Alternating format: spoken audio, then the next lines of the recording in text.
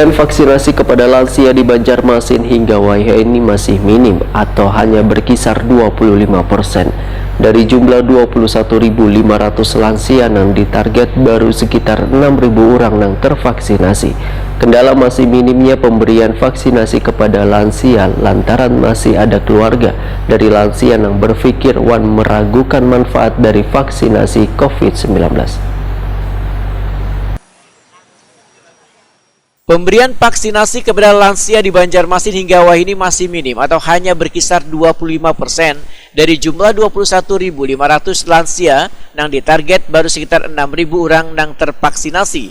Padahal program vaksinasi untuk bebuan lansia ini dimulai sejak 1 Maret 2021 lalu. Kepala Dinas Kesehatan Banjarmasin Dr. Mahali Riyadi SHMH Wahetakuni Prima TV Baisukan Jumat 27 Agustus 2021 memedahkan kendala masih minimnya pemberian vaksinasi kepada lansia lantaran masih ada keluarga dari lansia yang berpikir meragukan manfaat dari vaksinasi COVID-19. Selain itu ada pula keluarga yang ada kesempatan untuk membawa lansia tersebut ke Pasyanses atau fasilitas pelayanan kesehatan untuk mendapatkan vaksin. Sehingga Dinas Kesehatan Banjarmasin berencana akan melakukan vaksinasi door to door jika persediaan vaksin kembali tersedia di Banjarmasin. Sedangkan yang akan menjadi sasaran adalah rumah warga yang memiliki lansia. Namun sebelumnya, ujar Mahali Riyadi, akan diberikan sosialisasi terlebih dahulu. Untuk vaksinasi di Banjarmasin itu tinggal yang ya tinggal dosis yang kedua, dan yang tertinggal ini adalah lansia. Jadi kita memang perlu masih terus harus mengadvokasi dan melindungi lansia agar mau bervaksin, dan kita akan merencanakan untuk nantinya begitu vaksinnya nanti sudah cukup, ya kita akan door to door ke rumah-rumah mendatangi lansianya. Yang 54% di Instagram itu apa Pak? Total? Ya itu kan masing-masing, bukan total. Itu